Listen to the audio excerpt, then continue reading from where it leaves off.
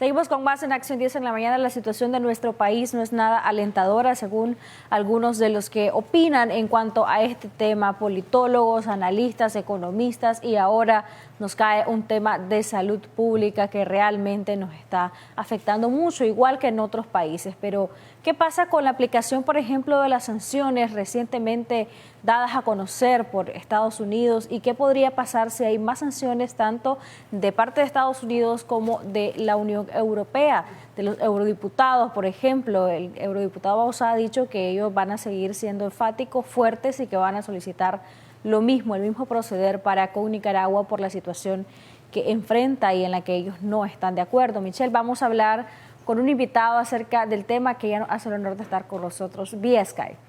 Así es, nos acompaña Hugo Torres. Él también fue funcionario de gobierno hace algunos años y queremos hablar con él acerca de estas sanciones que se le han aplicado sobre todo al jefe del ejército, el general Avilés, y sus consecuencias. Bienvenido, don Hugo, gracias por estar con nosotros.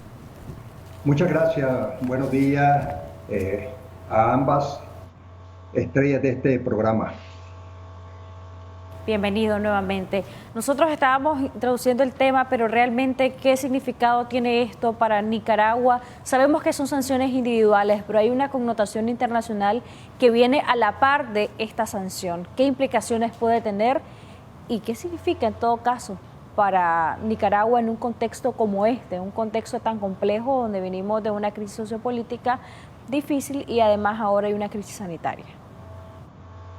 Se suma a las sanciones recibidas antes por personeros del régimen cercanos a la pareja presidencial, pero con una connotación mayor, porque toca dos puntos sustantivos del sostenimiento de este régimen.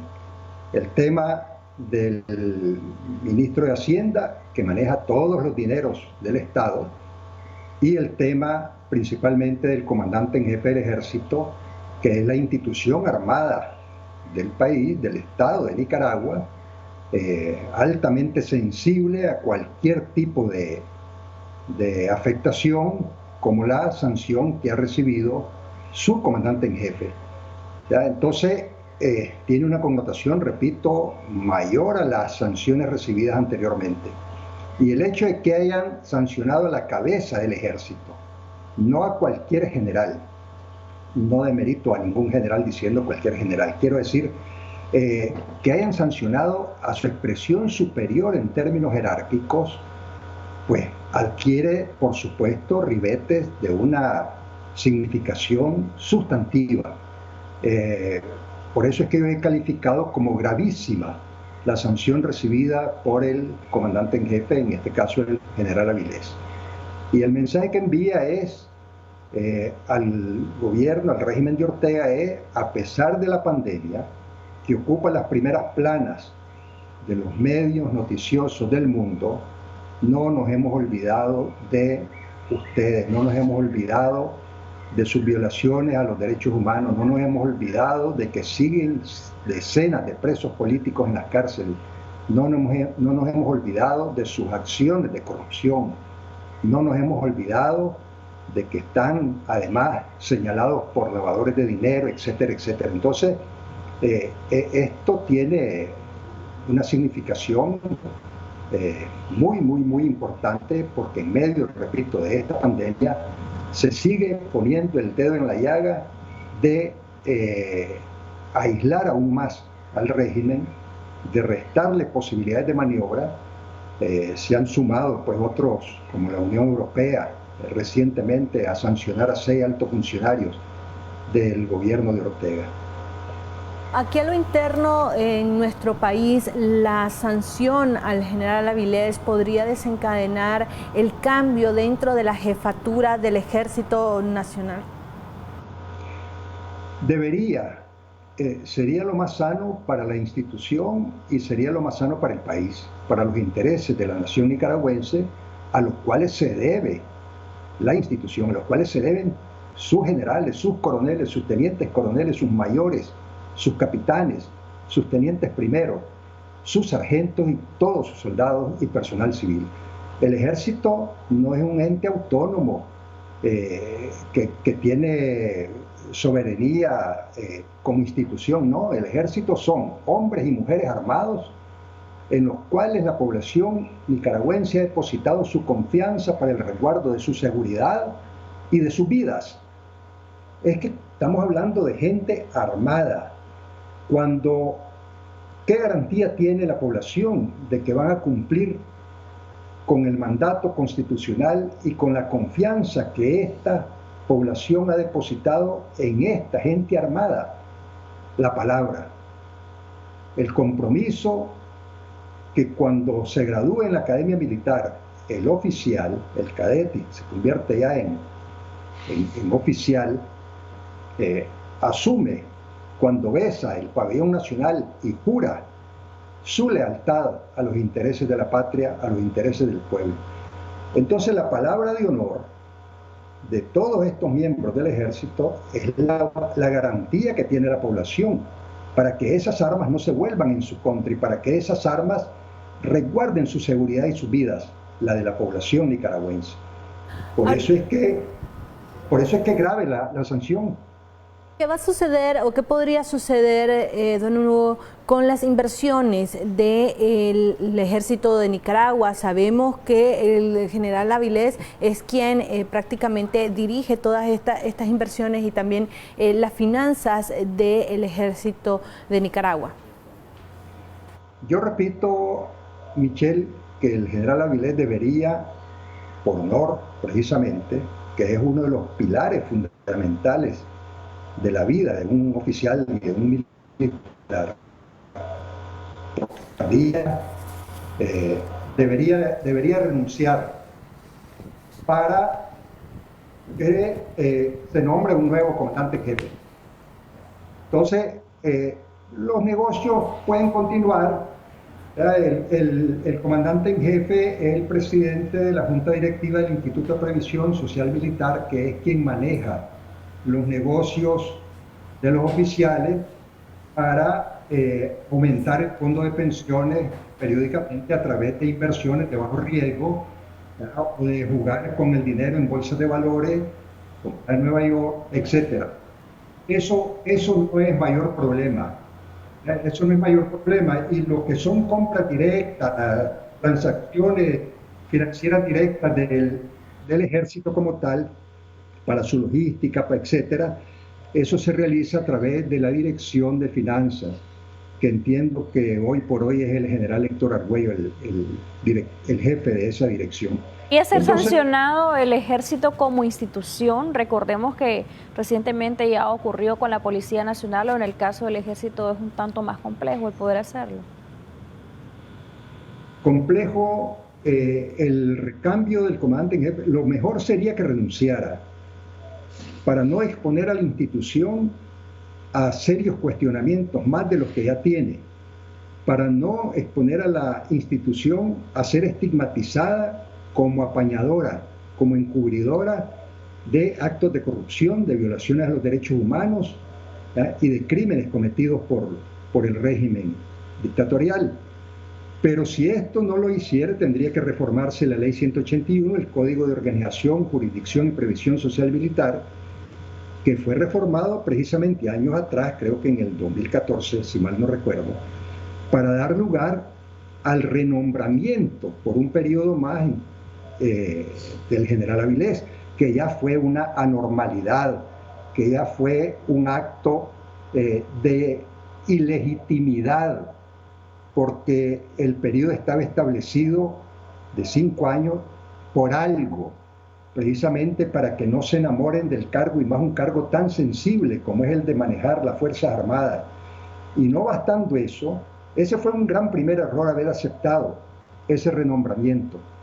En ese momento, alguien que velara fundamentalmente por los intereses de la institución y vale decir por los intereses de la población, debía de haber dicho: señor presidente, le agradezco mucho su confianza, pero creo que lo más sano para la institución y para los intereses de la nación es que nombre a otro comandante en jefe.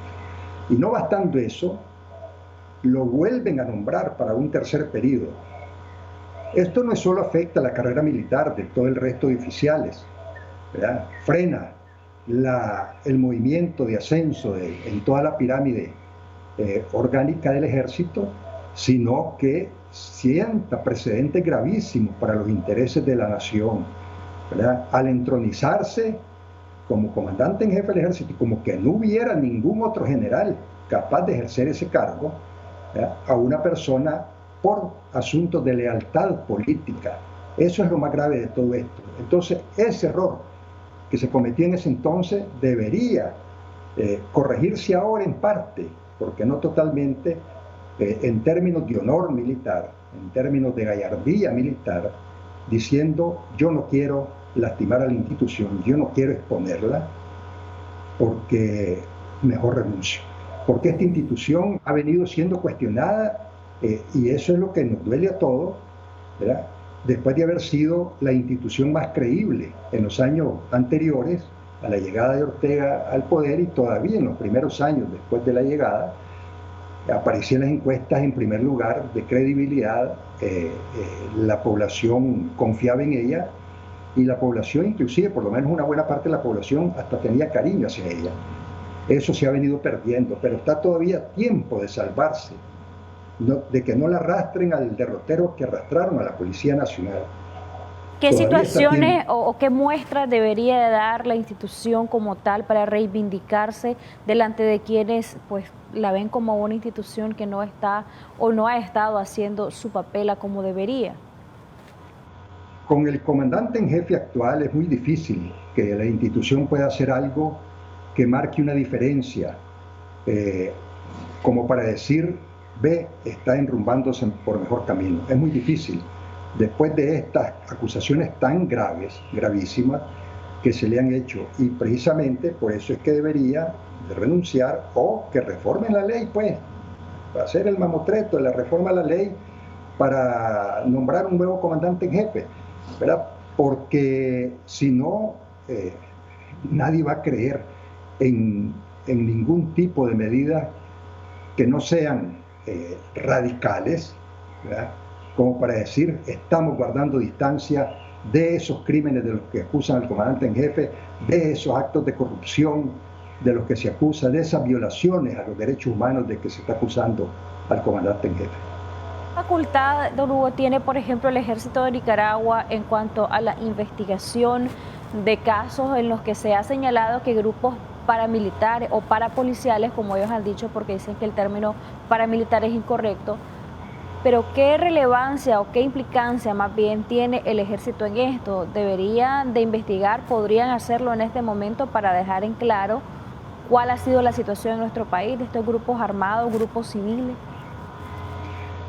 Lo debían de haber hecho en el 2018, cuando aparecieron estos grupos armados a plena luz del día, con fusiles de guerra, con fusiles de francotiradores, con armamento típicamente militar propio de Fuerzas Armadas, y que estaban claramente identificados estos individuos, estos asesinos estaban claramente identificados.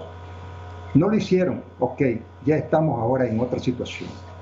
Ellos tienen sus órganos de inteligencia con seguridad, porque si no, no serían órganos de inteligencia que se respeten a sí mismos. Tienen el listado de todos estos paramilitares. Ellos saben quiénes son, cómo se llaman, dónde viven, a qué barrio, en qué municipio, etcétera, etcétera. Independientemente de que por los cuestionamientos que se venían haciendo y sobre todo por los cuestionamientos que las instituciones internacionales que velan por los derechos humanos, que velan por la democracia, venían haciéndole al régimen, los transformó de policía de ciudadanos armados a policías voluntarios y los asimiló la policía y les puso uniforme y los asimiló a una buena parte de ellos. Entonces, pero los datos están. Ahora es más difícil, ¿verdad? Ahora es más difícil que el ejército pueda decir, estos son paramilitares que tienen que ser desarmados, tienen que ser sacados de la policía. Eso sería un paso gigantesco, deseable para los intereses de la nación, pero difícil de que lo puedan cumplir. En todo caso, deberían de ser más enfáticos, más claros en sus pronunciamientos en decir: nosotros estamos al lado del pueblo, ¿verdad? No vamos a permitir más atropellos, ¿verdad? Vamos a velar precisamente porque no existan estos grupos irregulares, etcétera. Pues podrían buscar un discurso que realmente marque una diferencia, porque con los pronunciamientos que se han venido haciendo no se marca esa diferencia. No se marca esa diferencia, y con uno de los últimos pronunciamientos que hizo el actual comandante en jefe, más bien lo que hizo fue que la opinión pública rechazara sus palabras. Cuando él dijo que no iban a meterse en nada, que estaban apegados a la Constitución, para la gente eso no es suficiente, porque es simplemente un discurso, es retórica.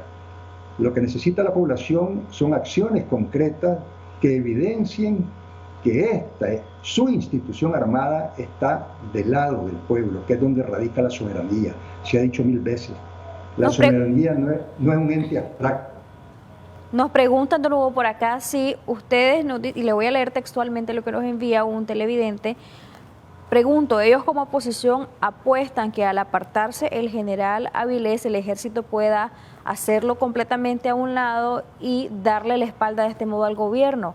Y quiero asociar esto con algo que hemos escuchado en reiteradas ocasiones, y es que se ha dicho en reiteradas ocasiones que el ejército, todo el cuerpo militar le debe, digamos, obediencia al presidente de la República como comandante en jefe, que debe de estar todas las decisiones del cuerpo militar a cargo del comandante en jefe, o sea, del presidente de la República. ¿Esto es así o realmente ha sido algo nuevo, ha sido una interpretación que establece nuestra legislación en cuanto a esto, particularmente en el caso de Nicaragua? Después de las farsas electorales últimas, que fueron verdaderas farsas electorales, pues antes de abril del 2018, tal vez se pudiera haber no aceptado, pero sí tolerado por parte de la población ese argumento de la obediencia debida al jefe supremo, al presidente de la República como jefe supremo de la Fuerza Armada. Después de abril del 2018 para acá, eso no se acepta, no es tolerable. No es tolerable seguir argumentando que se deben a la obediencia después de más de 325 asesinados según la CIDH y más de 500 según organismos de derechos humanos. De ellos, no menos de 20 menores de 17 años de edad, incluyendo bebés de pecho.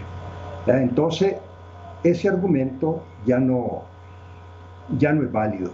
Ya no es válido porque el gobierno de Ortega es ilegítimo por su origen, porque es producto de una farsa electoral donde no asistió a votar el 75% de la población, y es ilegítimo porque en el ejercicio de su cargo ha violentado toda norma jurídica, ha violentado los derechos humanos a lo largo y ancho del país, ha reprimido, ha encarcelado, ha enjuiciado injustamente, ha desplazado a 100.000 o más nicaragüenses fuera de su patria, etcétera, etcétera. Y ha metido al país en una profunda crisis económica que es parte también de todo este proceso de represión. Entonces esos argumentos no valen. Inclusive para un militar, el tema de la obediencia debida no vale cuando lo mandan a asesinar a gente indefensa. El militar se puede rebelar y decir no, esto hace objeción de conciencia, y como institución igualmente podría decirse, se debía de haber dicho en su primer momento: no, señor presidente, no es posible que nosotros podamos jugar este papel, no es posible que nosotros podamos encubrir estos crímenes, porque eso lesiona los intereses de la población, que es a la que nos debemos. Si es que ahí no hay donde perderse, no hay que darle mucha vuelta al asunto. Por eso es que yo apelo al tema del honor, porque el honor está fundado en profundas raíces, en profundos valores morales y éticos, que es lo que hace que el oficial, además de su formación académica, además de su formación jurídica para saber que conocer las leyes y respetarlas, debe apegarse a esos valores morales y éticos para decir: yo me debo a la población, jamás voy a permitir que alguien dispare contra ella, ¿verdad? Jamás voy a permitir que sea asesinada en las calles, etcétera. Considerando o suponiendo que se haga una reforma y que se cambie al general Avilés de su cargo, ¿existe la probabilidad de que el que asuma este cargo o este puesto cambie también el rumbo de las Fuerzas Armadas o probablemente continúe obedeciendo lealmente al presidente Ortega? Bueno, ya esa sería otra historia, ya esa sería otra responsabilidad de un general distinto, y ya tendríamos que analizarlo en su momento. Creo que llama la atención que el gobierno norteamericano, que es la primera potencia del mundo, el primer mercado de nuestros productos de exportación, el primer emisor de divisas que envían a través de las remesas los nicaragüenses que viven en Estados Unidos a sus familiares en Nicaragua, el primer emisor de turismo que llega a Nicaragua, etcétera. Digo esto para que veamos cómo la suerte de Nicaragua está ligada a este mercado, que es nuestro principal mercado. Entonces, pero además de eso, que se comparten valores democráticos, somos parte de la OEA, somos signatarios de la Carta Democrática Interamericana, de la OEA, debemos respetarla, ¿verdad?, so pena de sanciones. Entonces, la historia sería distinta con un general nuevo. ¿En qué sentido? Que se abriría una oportunidad nueva para la institución para que este nuevo comandante en jefe ponga su impronta de manera distinta, gradualmente, de tal manera que se pueda diferenciar de la actuación del actual. Entonces creo que llama la atención, repito, que el gobierno norteamericano se haya ido a la cabeza de la institución. Por eso es que decíamos que no se anduvo por las ramas, se fue a la yugular, o sea, a la cabeza de la institución. ¿Por qué no lo hizo yéndose sancionando a algunos oficiales que están identificados y que sus servicios de inteligencia norteamericanos han de tener claramente identificados como partícipes más directos en las acciones represivas?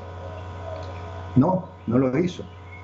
Creo que al sancionar a la cabeza del ejército le envía un mensaje político al resto de la institución como para decirle: esta es una oportunidad para ustedes, ¿verdad?, de alejarse de los intereses de este régimen que es repudiado por la población nicaragüense y por la comunidad internacional. Esta oportunidad tiene que ser aprovechada por la oficialidad pero no solo porque les hayan sancionado al comandante en jefe. O sea, tendría que haber sido la actuación que hubiéramos esperado de toda la institución. Pero claro, pesa mucho el tema del mando único, el tema de que es una institución vertical, que no se delibera, pero sí se discute.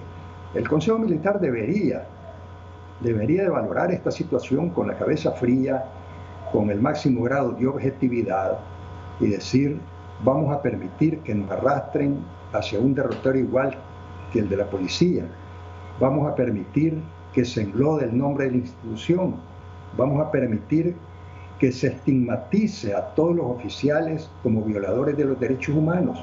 Eso no deben permitirlo.